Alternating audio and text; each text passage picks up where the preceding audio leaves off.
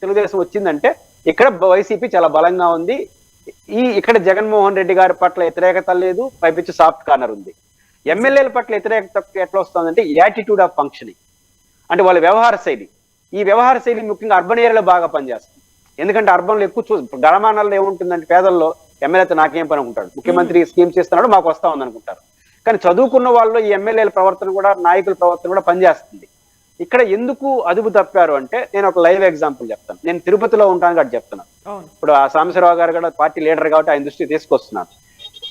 ముఖ్యమంత్రి గారు సంక్షేమ పథకాలు మరియు ఆదాయ వర్జన ఇచ్చినటువంటి డిపార్ట్మెంట్లు షార్ప్ గా సమన్వయం చేస్తున్నాడు. కానీ మిగతా డిపార్ట్మెంట్ పర్యవేక్షణలో కొరవడింది అనేది నాకున్న అభిప్రాయం. నేను ఒక బెస్ట్ ఎగ్జాంపుల్ తిరుపతి గురించి చెప్తాను. తిరుపతిలో టీటీడీ ఉంటుంది, యూనివర్సిటీ ఉంటాయి, మున్సిపాలిటీ ఉంటాయి. ఒక టాస్క్ ఫోర్స్ కమిటీ ఉండేది. ఏ ముఖ్యమంత్రి వచ్చినా వాళ్ళు కూర్చొని సమీక్ష చేసేవాడు. ఎందుకంటే తిరుపతికి 100 సార్లు వస్తారు దేవుని దర్శనం కోసం. కానీ ఈ ముఖ్యమంత్రి గారు వచ్చిన తర్వాత అది ఫెయిల్ అవ్వడం, అది జరగల.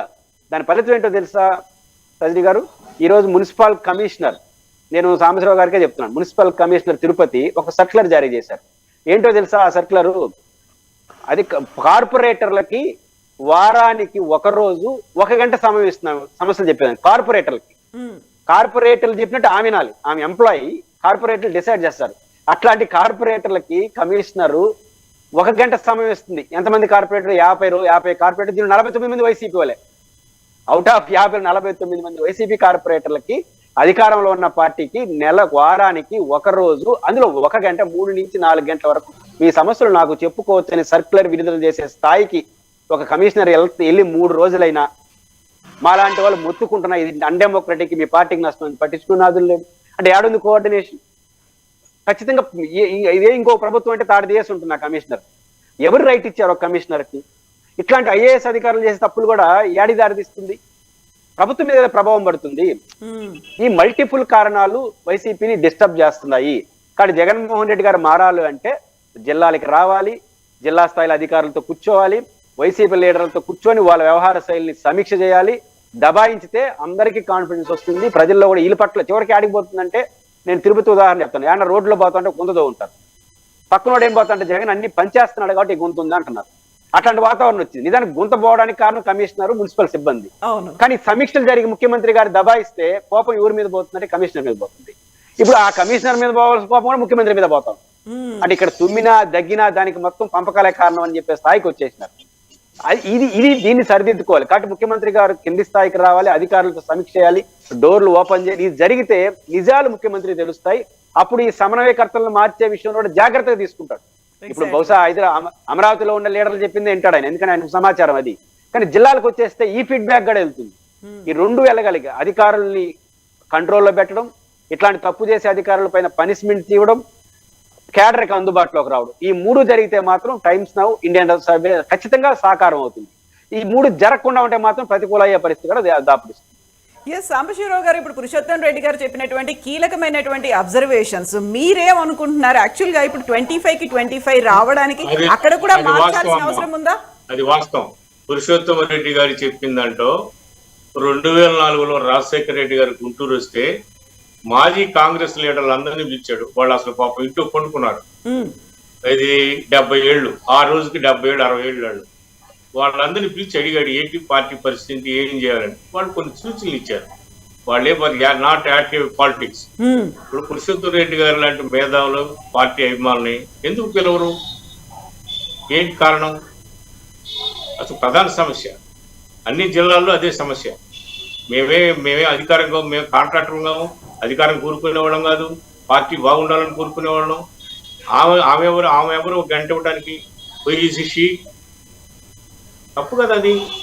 ఇది పార్టీ సమన్వయ లోపం. కేసీఆర్కి ఏం జరిగిందో ఇక్కడ కూడా అదే జరుగుతుంది. పార్టీ సమన్వయం, ప్రభుత్వ అధికారులు రాగానే గుత్తాధిపత్యంలోకి పార్టీని తీసుకెళ్తారు. అది గ్రహించలేకపోవటమే పార్టీ దౌర్భాగ్యం. అది పార్టీ అధికారులు ఎంతవరకు ఉన్నారో అంతవరకు ఉండాలి. పార్టీ యంత్రాంగం పనిచేయాలి తప్ప ప్రభుత్వ యంత్రాంగం పార్టీ మీద పనిచేయకూడదు. ఆమె ఎవరు గంట ఇవ్వడానికి ఎనీ టైం మార్నింగ్ 10 to 7 దాకా ఆమె ఎప్పుడు వచ్చినా కమిషన్ అవైలబుల్ ఉండాలి కార్పొరేటర్కి. ఆమెకి ఏం పని ఉంది? నాకు చెప్పు, నాకు ఒక ఫ్రైడేనో శుక్రవారమో అందరు కార్పొరేటర్లు వచ్చి నన్ను కలవచ్చు, వారానికి 2 సార్లు ఎనీ టైం, ఆ రోజుల్లో కార్పొరేటర్తోనే నేను స్పెండ్ చేస్తాను, మిగిలిన టైం నేను అడ్మిషన్ చేసుకుంటాను. గంట ఏంది, గంట ఏం చెబుతాడు? ఒక్కొక్క కార్పొరేషన్ కి ఒక్కొక్క కార్పొరేటర్ కి 15,000 ఓట్లు, 10,000 12,000 ఓట్లు ఉంటాయి. ఎన్ని సమస్యలు ఉంటాయి? కార్పొరేటర్ చేసే కానీ మాకు కొత్త రఘురాయ్ గారు పార్లమెంటరీ వ్యవహారాల మంత్రిగా ఉన్నప్పుడు గుంటూరులో మీటింగ్ చెప్పారు. పంచాయతీ ప్రెసిడెంట్ పార్లమెంటరీ వ్యవహారాలు చేసే కన్నా పంచాయతీ ప్రెసిడెంట్ చేయడం చాలా కష్టమరా, ఇక్కడ అన్ని సమస్యలు 3 పెళ్ళం కొట్టుకున్న పంచాయతీ ప్రెసిడెంట్ చూడాలా, పార్లమెంటరీ వ్యవహారాలు ఏం లేదు, ప్రతిపక్షాలతో రీతిని కూడా మాట్లాడుకోవడం. అట్లనే ఒక కార్పొరేటర్ కు 100 సమస్యలు ఉంటాయి. అవును, 100 సమస్యలు ఉంటాయి. అది ఒక సమస్య కాదు. అక్కడ ఏ సమస్య వచ్చినా కార్పొరేటర్నే తిడతారు. కార్పొరేటర్ చేయకపోతే జగన్ తిడతారు. ఇక నడమజీ కావని తిట్టరు. అన్నిటికీ పైన ఆయనే ఉన్నారు, ఆయన వల్లే సమస్యలు ఏదైనా సాల్వ్ అయినా ఆయన వల్లే అయింది. అది జనం యొక్క నాడి. మేము చెప్పేది అవును, పురుషోత్తమ రెడ్డి గారు చెప్పినా నేను చెప్పినా వాస్తవికత. పార్టీ అభిమానం ఉండొచ్చు, నువ్వు నిజం ఒప్పుకున్నప్పుడు నువ్వే బురదలో ఉంటావు అనేది ఒక సామెత ఉంది సుమతి శతకంలో. నిజం నువ్వు ఒప్పుకున్నప్పుడు అది నువ్వే బురదలో పడతావు. ఎగ్జాక్ట్లీ. పార్టీకి సమన్వయం చేసే వాళ్ళ ప్రభుత్వం సమన్వయం చేసేది. రేపు పార్టీ గెలిపియాలా, ప్రభుత్వం గెలిపియాలా? అవును, పార్టీ గెలిపించేది, ప్రభుత్వం గెలిపేది. ఇప్పుడు నిన్న ఎంప్లాయీస్ ఉండరు తెలంగాణ వాళ్ళు, ఓడిపోగానే మొత్తం రేవంత్ రెడ్డి ఇంటికి పోయారు, కేసీఆర్ ఇంటికి పోయారా? వాళ్ళకేం పోయిన వాళ్ళు ఉద్యోగస్తులు 2 లక్షల రూపాయలు ఎవరు ముఖ్యమంత్రికి వాళ్ళు జరగబోతారు. మేమేంటి పార్టీలో 30 ఏళ్ళు ఉన్నాం కాబట్టి బతికినా పార్టీ కోసం ఉంటాం. పార్టీ చిన్న దెబ్బ జరుగుతుందంటే ఆ రోజుల్లో మాకు నిద్రపడదు, ఎక్కడ తప్పు జరుగుతుంది, ఏం జరుగుతుంది అనేది. అది మాకు పిచ్చి. మేము రాజశేఖర రెడ్డి అభిమానులు కాబట్టి మాకు పిచ్చి ఉంటుంది. ఆ పిచ్చి మేము ఎట్లా వదులుకుంటాం? మేము డబ్బుల కోసం పనిచేసేవాళ్ళం కాదు, అధికారం కోసం పనిచేసేవాళ్ళం కాదు. ఇది పురుషోత్తమ రెడ్డి గారు చెప్పిందంటే 100కి 100% పార్టీ పనిచేస్తేనే ప్రభుత్వం గెలుస్తుంది తప్ప ప్రభుత్వ అధికారులు పనిచేస్తే పార్టీ గెలవదు. దట్ హీజ్ ఎ ప్రభుత్వం, government is a delivery boy. వాడు కలెక్టర్ అయినా ఎంఆర్ఓ అయినా వార్డు సచివాలయం డెలివరీ బాయ్, మనం చెప్పింది చేసేవాడే. అది చెప్పేది ఎవరు? పార్టీ చెప్పాలి. పార్టీ నిర్ణయాలను బట్టే ప్రభుత్వం గెలుస్తుంది. ఇప్పుడు తెలంగాణలో 2-3 అంశాలు అందరూ ఓ అన్నారు. రైతు బంధు, ఇది వ్యవసాయ బంధు అని. 100 మంది పల్లెలో ఎస్సీలు ఉంటే 10 మందికి ఇస్తే 900 మంది వ్యతిరేకం చేశారు లేదా? అవును. వరంగల్, ఖమ్మం, నల్గొండలో 40,000 మెజార్టీ అయింది ఒక్కొక్క కాన్స్టిట్యున్సీ. అనేది మనం కొన్ని పొరపాట్లు చేస్తే ఆ పార్టీ నష్టపోద్ది, ప్రభుత్వం నష్టపోదు. ప్రభుత్వంలో ఎంప్లాయీ ఏముంది, ఈ శాఖ నుంచి కాదు ఆ శాఖ మారుతారు. వాడిని ప్రభుత్వం సో ఇప్పుడు పురుషోత్తం రెడ్డి గారు ఇప్పుడు వై నాట్ 175 అన్నట్టుగా వై నాట్ 25 అనుకుంటే ఇక్కడ 25 లో కూడా మార్చాల్సినటువంటి అవసరం ఏమైనా ఉందా? 25కి 25 రావాలంటే ఏం జరగాలంటారు అక్కడ కూడా? అంటే బేసిక్ గా ఎంపీ ఎన్నికల్లో అభ్యర్థి యొక్క పాత్ర చాలా స్వల్పంగా ఉంటుంది, ఎందుకంటే వైడర్ కాన్స్టిట్యూషన్ కదా. రెండోది ఎంపీలకు వచ్చిన పెద్ద అదృష్టం ఏంటంటే వాళ్ళకి పనే ఉండదు, ఎమ్మెల్యే ఎలక్షన్ జరుగుతూ ఉంది. ఇప్పుడు ఎమ్మెల్యే ఎలక్షన్ జరగకపోతే ఎంపీకి చాలా పెద్ద పని ఉంటుంది. ఇప్పుడు ఎమ్మెల్యేలు అన్ని పడుకోవాల్సిందే కాబట్టి ఒకే గుర్తుంటుంది కాబట్టి క్రాస్ ఓటింగ్ చేయడం కూడా ఇంకా సాధ్యం కాదు. అంటే ఎంపీకి ఓటేయండి నాకు ఇంకోటేయండి అని జరగ లేదు. ఇది ఎంపీలకు ఉన్న advantage. At the same time ప్రతిపక్షాల యొక్క ప్రతివ్యూహాలు బట్టి కూడా ఇక్కడ ఉంటాయి. ఇంతకుముందు చెప్పాను కదా, అర్బన్ డిసైడెడ్ కాన్స్టిట్యూషన్ లో కొంత ప్రతికూల పరిస్థితులు ఉంటాయి. ఎందుకంటే ఈ సంక్షేమ పథకాల వల్ల కావచ్చు, పిఆర్సీ వల్ల కావచ్చు, కొంత నిరుద్యోగుల్లో కొంత నెగిటివ్ పార్ట్ పనిచేస్తా ఉంది. కాబట్టి అర్బన్ ఏరియాల్లో ఇట్లా ఉన్నప్పుడు ఎంపీ ఎన్నికల్లో కూడా అర్బన్ డిసైడెడ్ కొన్ని నియోజకవర్గాలు ఉంటాయి. ఇప్పుడు విశాఖపట్నం, విజయవాడ, గుంటూరు, మా తిరుపతి లాంటి చోట్ల అర్బన్ ఎక్కువ ఉంది, చెప్పుకోదగ్గ గణనీయంగా ఉంది. ఇట్లాంటి చోట ఖచ్చితంగా కొంచెం ప్రతికూల వాతావరణం ఉన్న చోట కొన్ని జాగ్రత్తలు తీసుకోవాలి. ఈ జాగ్రత్తలు ఏం తీసుకోవాలి? అభ్యర్థుల ఎంపికలోనూ జాగ్రత్త తీసుకోవాలి. ఇంతకుముందు అభ్యర్థి ఎంపిక పెద్ద ప్రయారిటీ ఉండేది కాదు. 2019లో గాలి, 2 గాళ్ళు, ఒకటి చంద్రబాబు నాయుడు గారు వ్యతిరేక గాలి, జగన్మోహన్ రెడ్డి గారు అనుకూల గాలి, 2 ఈవిసాయి. 2 వీసినప్పుడు అభ్యర్థి పనిచేయడు. మీకు తాడిపత్రి లాంటి చోట దివాకర్ రెడ్డి గారి కుటుంబం ఓడిపోవడం ఏంటి, ఘోరంగా ఓడిపోయినారు కదా చాలా చోట్ల. లోకేష్ ఓడిపోవడం ఏంటి, అవన్నీ మనం పరిశీలించినప్పుడు ఖచ్చితంగా కొన్ని గ్రౌండ్ రియాలిటీలో మార్పులు వచ్చినాయి. కాబట్టి రూరల్ ఏరియాలో కొంచెం బాగున్నా అర్బన్ ఏరియాలో బాగలేనితనాన్ని అభ్యర్థుల విషయంలో కూడా ఒక గ్లామరస్ పర్సన్. మాకు తిరుపతి ఎంపీ ఉన్నాడు గురుమూర్తి గారు, చాలా బాగా పనిచేస్తాడు. డాక్టరు, యంగ్, అందరూ ఆ రోజు జగన్మోహన్ రెడ్డి కాల్లో వీళ్ళు ఒత్తితే సీట్లు తెచ్చుకున్నాను అవమానించారు ఆయన్ని, గురుమూర్తి గారిని బై ఎలక్షన్ లో. కానీ ఈ రోజు ది బెస్ట్ పార్లమెంటరీ గారు తను ఉన్నాడు. అనుక్షణం బాగా అంటే యంగ్ షార్ప్ డాక్టర్, ఏదో చేయాలని తపన ఉన్న వ్యక్తి కాబట్టి చాలా షార్ప్ గా వెళ్తున్నాడు. ఎంతమంది ఉన్నారు అట్లా? కాబట్టి అట్లాంటి అభ్యర్థులు ఉన్నారనుకోండి, వాళ్ళు ప్లస్ అవుతారు. కాబట్టి అర్బన్ ఏరియాలో ఉన్న సహసిద్ధమైనటువంటి నెగటివ్ పార్ట్ని గుర్తించాలి. ఫస్ట్ కార్యకర్తలను యాక్టివైజ్ చేయాలి. రెండో పాయింట్ ఏమవుతుందంటే కాంగ్రెస్ కల్చర్ వైసీపీది. జగన్మోహన్ రెడ్డి కూడా కాంగ్రెస్ నుంచి వచ్చినోడే కదా. వీళ్ళు తెలుగుదేశం అంత పద్ధతికి కూడా ఉండరు. అంటే తిరగబడ్డారంటే ఎవరినైనా తిడతారు. అధికార పార్టీ కూడా ఏం భయపడరు. ముఖ్యమంత్రినైనా చాలైనా చెప్పేది అంటారు. ఆడవేరు, తెలుగుదేశం వేరు. వీళ్ళతో ఒక అడ్వాంటేజ్ ఏంటంటే ముఖ్యమంత్రి గారి కిందకు వచ్చేస్తే అన్ని నిజాలు చెప్పేస్తారు. కానీ రాకపోతే ఏం చేస్తారంటే పబ్లిక్ గానే మాట్లాడతారు. నేను ఇంత ముందు తిరుపతి కమిషనర్ గురించి చెప్పాను కదా, ఎవరు పట్టించుకోవాలా. కార్పొరేటర్లు ఏం చేశారు తెలుసా? డైలీ ఎవరు కమిషనర్ లో ఫోన్లు చేసినారు. అన్ని పత్రికలు ఏం చేసినాయి? కార్పొరేటర్లే వైసీపీ పాలనలో బాధితులు హెడ్డింగ్. ఇప్పుడు వాళ్ళని తిప్పితే ఏం చేసేది? అసలు కార్పొరేషన్ కమిషనర్ ని నేరుగా పలకరించే కెపాసిటీ వాళ్ళు డైలీ ఎవరు కమిషనర్లు ఎందుకు ఫోన్ చేయాలి? అంటే అర్థం ఏంటంటే అట్టుంటుంది వైసీపీ ట్రెండ్. ఈ వైసీపీ కార్యకర్తలు ఇచ్చిన మెసేజ్ కానీ తీసుకోకపోతే వాళ్ళ రియాక్షన్స్ ఇంకో రకంగా చూపించేస్తారు. అది కాంగ్రెస్ కల్చర్. అది మంచిదే డెమోక్రసీకి కూడా. కాబట్టి ఖచ్చితంగా దీన్ని మార్చుకోవాలి. అభ్యర్థుల విషయంలో మాత్రం ఈసారి ఫలానా XYZ నాకు సంబంధం లేని విషయం కానీ నేను మోడల్ గా చెప్తున్నాను. గురుమూర్తి గారు అట్లాంటి యంగర్స్ ని సొసైటీలో ఒక ప్లెయిన్ గా ఉండేవాళ్ళని పెట్టగలిగితే ఈ చిన్న చిన్న వ్యతిరేకతలు ఆ పట్టణ స్థాయిలో నెగిటివ్, మా పట్టణ స్థాయిలో కూడా గురుమూర్తి గారి పట్ల వ్యతిరేకత ఉంది.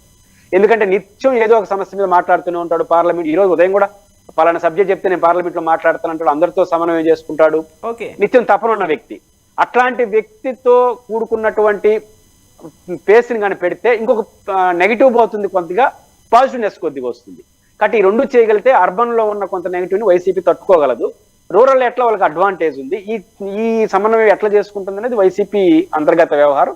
బట్ ఈ కొత్త ప్రత్యేక చర్యలు తీసుకోకపోతే 25-25 అనేది ఇక్కడ సమస్యలు వస్తాయి. ఇప్పుడు గుంటూరు, విజయవాడ, విశాఖపట్నం, తిరుపతి అర్బన్ డిసైడెడ్ లోక్సభ నియోజకవర్గాలు కదా. కానీ అక్కడ కొంచెం ప్రత్యేక చర్యలు పురుషోత్తం రెడ్డి గారు చెప్పండి. మన రాష్ట్రంలో 34 నియోజకవర్గాలు ఉంటే 2014లో మనం 6 గెలిచాం. ఓకే, అది వేరే సమస్య. అర్బన్ గురించి చెప్తున్నా. అది ఎంపీ ఎలక్షన్ లో ఆ జాగ్రత్త తీసుకోవాల్సిన అవసరం అయితే కనిపిస్తుంది. సో ఇప్పుడు సాంబశివరావు గారు ఒక కీలకమైనటువంటి అంశాలు అయితే కనిపిస్తున్నాయి. ఒక కనెక్టివిటీ అనేది అక్కడ ఉన్నటువంటి స్థానికంగా ఉన్నటువంటి ఎమ్మెల్యేనో ఎంపీనో అక్కడ ఓటర్లకి కార్యకర్తలకి అందుబాటులో ఉన్నారా లేదా, సమస్యల మీద స్పందిస్తున్నారా లేదా, ఎట్ ద సేమ్ టైం ప్రభుత్వ సంక్షేమ కార్యక్రమాలని అభివృద్ధి కార్యక్రమాలని తీసుకెళ్తున్నారా, అండ్ పార్టీ చేపట్టినటువంటి కార్యక్రమాలు ప్రతి గడపకు చేరుతున్నాయా, ఇవన్నీ అయితే అంశాలుగా కనిపిస్తున్నాయి. మీరు సజెస్ట్ చేయమంటే ఏం చెప్తారు? ఒకటమ్మా, ప్రభుత్వ కార్యక్రమాలు ప్రజలకు వెళ్తున్నాయి కానీ కొంతమంది నాయకులు ప్రజలతో యాక్సెస్ లేదు. మనం గెలిచిపోయామనే సంతోషంలో ఉన్నారు. దానికి ఉదాహరణ ఎమ్మెల్సీ ఎలక్షన్. మాకు అప్పటి నుంచి కనుగొనుకు కలిగింది. ఎవరెవరు పార్టీలో పనిచేయట్లేదు, ఎవరెవరు పార్టీలో ఏదో వాళ్ళు డబ్బులు ఇస్తున్నారు, బట్టలు నొక్కుతున్నారు, వాళ్ళు డబ్బులు వస్తున్నాయి, మనం పోగానే అంటారు, ఫ్లెక్సీలు కడతారు, జన్మదిన అట్టగా. పార్టీ వేరు.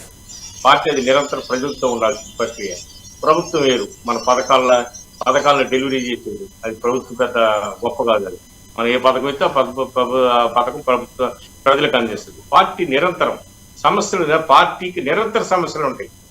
పార్టీకి ఇవాళ ఈ సమస్య వచ్చింది, రేపు సమస్య లేదు అనడానికి లేదు. అంతర్గత సమస్యలు ఉంటాయి, ప్రతిపక్షాల సమస్యలు ఉంటాయి. పార్టీ నిరంతరం పనిచేయాలి.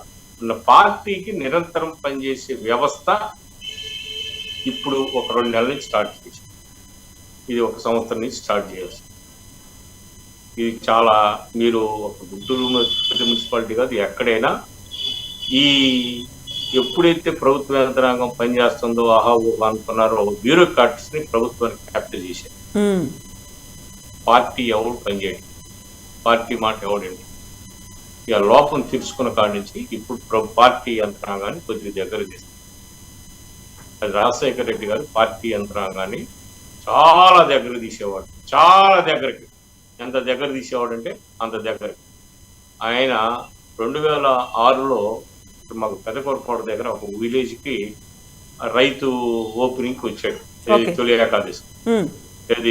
తొలి ఏకాదశికి వచ్చాడు. ఎడ్ల బండ్లు ఒక 400 పెడితే 1000 బండ్లు వచ్చాయి. ఈ ఊళ్ళో మనకి 94లో ఒక అతను పనిచేసాడురా, వాడు ఉండాడా లేడని అడిగాడు. ఉమ్, లేడు సార్, బాగా ముసలాడు అయిపోయింటే వాళ్ళ అబ్బాయిని కూడా ఉండరా అన్నాడు. ఇది పార్టీ అంటే, ఇది అవును. పార్టీ అంటే ఇది.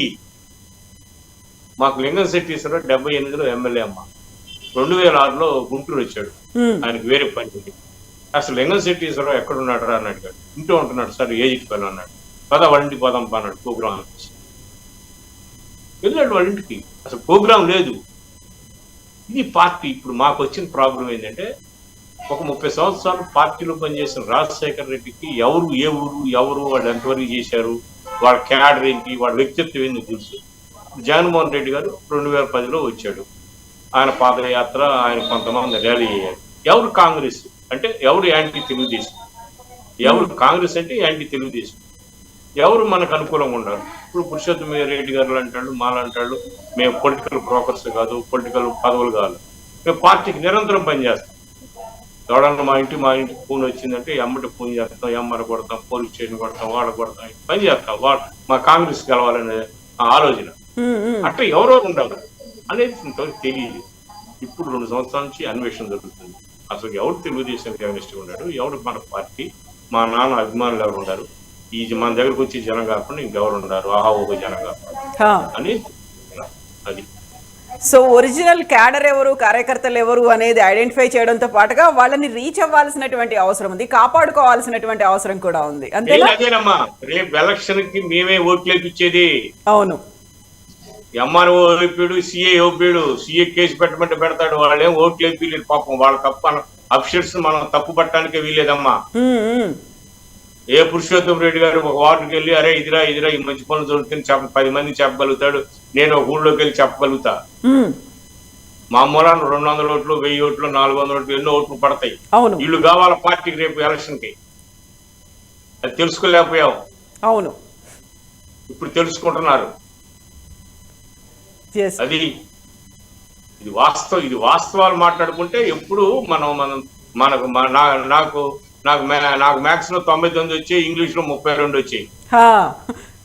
అక్కడ పోతాం కదా, ఫెయిల్ అవుతాం కదా, మరి ఫెయిల్ అవుతాం కదా, పాస్ కాం కదా. అవును, అది కాదు. నాకు మ్యాథ్స్ చూసేవాడు కదా. ఒకసారి బుక్స్ చూస్తే నేను 16 250 నేను ఇప్పుడే చదువుతా 64 ఏళ్లలో. అది పెద్ద ఎక్కాలి చిన్న ఎక్కాలి దాకా. ఇంగ్లీష్ చదివితే మళ్ళీ ఇంగ్లీష్ మళ్ళీ చూసి రాసుకోవాలా. నా లోపం నాకుంది. ఆ లోపం ఏందో తెలుసుకుంటే నేను పాస్ అవుతా. ఎగ్జాక్ట్లీ కరెక్ట్ పాయింట్ చెప్పారు. సో పురుషోత్తం రెడ్డి గారు, ఇప్పుడు మన లోపాలేంటో మనం తెలుసుకోవడానికి మన ముందు ఒక ఎగ్జాంపుల్ కూడా కనిపించింది. తెలంగాణ అసెంబ్లీ ఎలక్షన్స్ మొన్నే అయిపోయి ఆ తర్వాత కొత్త ప్రభుత్వం ఎందుకు వచ్చిందా, ప్రజా వ్యతిరేకత ఎందుకు వచ్చిందా, మార్పు కోరుకున్నారా, ఇలాంటివన్నీ అనాలిసిస్లు చేయడం అయితే మొదలైపోయింది. ఇప్పుడు సాంబశివరావు గారు చెప్పినటువంటి అబ్జర్వేషన్స్, పార్టీని కాపాడుకోవడం, ఎట్ ద సేమ్ టైం మళ్ళీ ప్రభుత్వంలోకి రావాలి అంటే ఏం చేయాలనేటువంటి చర్యలు ఉన్నాయి. సో ఇవన్నిటిని చూసిన తర్వాత మీరు సజెషన్ ఇవ్వమంటే ఏమి ఇస్తారు చెప్పండి? జగన్మోహన్ రెడ్డి గారు ఏమి తెలంగాణ ఎన్నికల తర్వాత ఏమి మేల్కోవాలి. ఆయన అంత ముందే అవగాహన ఉంది అంటే మన ఏడ తేడా కొడతా ఉందని. ఎందుకంటే మీకు గడప గడప ప్రోగ్రాం ఒకటి ఇచ్చాడు, అంత తాగినాడా. ఆ తర్వాత మళ్ళీ గృహసారథులను ఒక ప్రోగ్రాం ఇచ్చాడు, మళ్ళీ అంత తాగినాడా. ఇప్పుడు వైనీడి ఏపీ జగన్ అనే ప్రోగ్రాం. అంటే ఇవన్నీ ప్రోగ్రామ్ చూస్తా ఉంటే ఇంటికి పరిగెత్తండి అని ఎమ్మెల్యేలు కొడుతున్నాడు. అంటే అర్థం ఏంటి? 2 ఏళ్ళు జరుగుతుంది తతంగం. ఇప్పుడు నిరంతరం గ్రామ సచివాలయ సిబ్బంది లబ్ధిదారుడి ఇంటి చుట్టూ తిరుగుతున్నాడు, మళ్ళీ ఎమ్మెల్యేలు ఎందుకు పొమ్మన్నాడు అంటే మనం ప్రభుత్వ విధానంలో భాగంగా పారదర్శకంగా ఉండడం కోసం ఎమ్మెల్యేలకి పార్టీ లీడర్లకి ఇవి అప్పగిస్తే తెలుగుదేశంలో లాగా జన్మభూమి కట్టిలాగా ప్రజల్ని ఇబ్బంది పెడతారేమో, మన పార్టీకి ప్రభుత్వానికి నష్టం వస్తుందని వీళ్ళని దూరం పెట్టాడు ఆయన. డిసైడ్ దాంట్లో ఆయన పెట్టలేదు. దీన్ని సాగ్గా తీసుకుని ఎమ్మెల్యేలు ఏరే పనుల్లో బిజీ అయిపోయినారు. ఎట్లా ఆయన పని ఆయన చేసుకుంటున్నాడు కదా, ఎలక్షన్లో పోయి ఓట్లు అడుక్కుందామని అని చెప్పి వీళ్ళ పనులు వీళ్ళు చూసుకుంటున్నారు. ఇది గమనించిన జగన్మోహన్ రెడ్డి గారు 2 ఏళ్ళ నుంచి చెప్తున్నాడు. మనం ఇప్పుడు ఆయన చెప్తున్నాడుగా, మీతోనే వెళ్ళాలనుకుంటున్నాను కానీ గ్రామ సచివాలయాలకు సిబ్బంది మీరు వెళ్ళాలి, ఇంటింటికి వెళ్ళాలని మళ్ళీ చెప్పడం ఏంటి? అది అధికార పార్టీ వాళ్ళు ఎన్నిసార్లు దయ్యున్న ముఖ్యమంత్రి ఎవరు ఉండడు. మామూలుగా అధికార పార్టీ అయిన తర్వాత జనరల్ ఉపన్యాసం ఈయన ప్రతిరోజు ఇంటింటికి పోతారా చెప్పడం, మళ్ళీ నివేదికలు తెప్పించుకొని వాళ్ళ బోర్డుల మీద పేర్లు రాయడం, నువ్వు బాగాలేదు అంటే ఆయనకి మొదటి నుంచి కూడా మన ఎమ్మెల్యేలు జనానికి దూరంగా ఏరే పనుల్లో బిజీగా ఉన్నారు అనే విషయం ఆయనకు అర్థమైంది. ఇది ఒకటి అర్థమైంది. కానీ మన ఎమ్మెల్యేలు కానీ ఆనిముత్యాలు కేవలం ప్రజలకే కాదు మన కార్యకర్తల కంటే దూరం అయిపోయారనే విషయం ఇప్పుడు అర్థమవుతోంది. అంటే దూరమైన తీరి అడవి వరకు పోయిందంటే అడవి వరకు పోయింది. కాబట్టి ఇప్పుడు జగన్మోహన్ రెడ్డి గారు ఎందుకు గృహసారథులు వైనీడి జగన్ ఇచ్చారంటే పోయి కార్యకర్తల ఇళ్ళలో పోయి పట్టుకోరా అని చెప్పినాడు. అంటే డైరెక్ట్ చెప్పరు కదా, మనలాగంత స్వేచ్ఛ ఆయన ముఖ్యమంత్రికి ఉండదు కదా, ఓపెన్ గా మాట్లాడడానికి జర్నలిస్టులుగా అనలిస్టులుగా ఉన్నంత పరిస్థితి పార్టీ నాయకులు ఉండదు. సాంబశివరావు గారు మాట్లాడుతున్నారు కానీ జనరల్ గా కొంచెం రిజర్వ్ పెట్టుకుంటారు, అధికార నిజమే కదా. పార్టీ చేసిన జనం ఉంటారు. కాబట్టి ముఖ్యమంత్రి గారు 2 ఏళ్ల నుంచి గమనించాడు. అయితే ముఖ్యమంత్రి గారు వాళ్ళని తరుగుతున్నాడు, అది కరెక్టే, కానీ తను కూడా రావాలి. ఎందుకంటే కొన్ని సందర్భాలు ఎమ్మెల్యేలు మాట్లాడి నాకు తెలిసి రాష్ట్రంలో 195 మంది జగన్ చూసి ఓటేసినారు, ఎమ్మెల్యేలు చూసి ఓటేలా. కాబట్టి జగన్నే కోరుకుంటారు. ఇప్పుడు ఒక సాధారణకర్త నాకు జగనే కావాలంటాడు. ఇప్పుడు ఎమ్మెల్యే మా ఇంటికి వచ్చిన ఒక సాధారణకర్త ఆ రోజు ప్రతిపక్షం ఉన్నప్పుడు జగన్ అన్న దగ్గర ఫోటో తీసుకున్నాను, ముఖ్యమంత్రి అయిన తర్వాత ఒక ఫోటో తీసుకుని ఆ కోరిక నువ్వు ఎవడు తీర్చలేడు, ఆయన రావాల్సిందే. అవును, ఇట్లాంటి కోరికలు ఎక్కువ ఉన్న వైసీపీ కార్యకర్తలకు. అప్పుడు ఏం చేయాలి, జగన్ గారు జిల్లాకు ఒక 2 రోజులు 2 రోజులు కూర్చుంటే అన్ని సెట్ అవుతాయి, అప్పుడు యాక్టివ్ అయిపోతారు. కాబట్టి ఆయన గమనించాడు ఎమ్మెల్యేలు ఎంత దూరం అయ్యారని, అందువల్ల ఇళ్ళకి బొమ్మంటున్నాడు. ఇప్పుడు కార్యకర్తల ఇంటికి కూడా బొమ్మంటున్నాడు. వాళ్ళు పోకపోతే ఏం చేయాలి, వాళ్ళు నటిస్తే ఏం చేయాలి. కాబట్టి జగన్ గారే ఫీల్డ్ లోకి వచ్చేస్తే ఖచ్చితంగా జగన్ గారు విత్ ఇన్ ఫ్యూ డేస్ లో ఆయన ఈ ఎమ్మెల్యేల నియోజకవర్గాల సమన్వయం అవన్నీ పూర్తి చేసిన తర్వాత నూతన సంవత్సరం అటు ఇటు కాకుండా ముందుగానే ఆయన ఫీల్డ్ లోకి జిల్లాకు ఒక 2 రోజులు వచ్చి కూర్చొని నియోజకవర్గానికి ఒక 50 మంది 60 మంది రండిరా అన్నారంటే 90% సమస్యలు పరిష్కారం అవుతాయి. జగన్ గారు వచ్చి క్రియాశీలక పాత్ర పోషించకపోతే ఈ 90%, 60-70% మంది ఎవడు మాట వినరు, జగన్ గారి కోసం చూస్తుంటారు. వాళ్ళు పెద్ద పెద్ద ఎమ్మెల్యేల మాట కూడా వినరు. వాళ్ళు అట్లే అసంతృప్తి ఉంటే ఎమ్మెల్సీ ఎన్నికల్లాగా వాడు ఓటు వాడేసి ఇంట్లో కూర్చున్నాడు అనుకోండి, ప్రాబ్లం వస్తుంది. కాబట్టి జగన్ గారు ఫీల్డ్ లోకి రావడమే ఏకైక పరిష్కారంగా నేను భావిస్తున్నాను. ఎస్ అండి, థ్యాంక్ యూ సో మచ్ అండి సాంబశివరావు గారు. థ్యాంక్ యూ అండి పురుషోత్తం రెడ్డి గారు. నిజంగానే ఇప్పుడు వై ఏపీ నీడ్స్ జగన్, అలాగే వై నాట్ 175, దీంతో పాటుగా వై నాట్ 25 అంటే మీరు చెప్పినటువంటి మార్పులు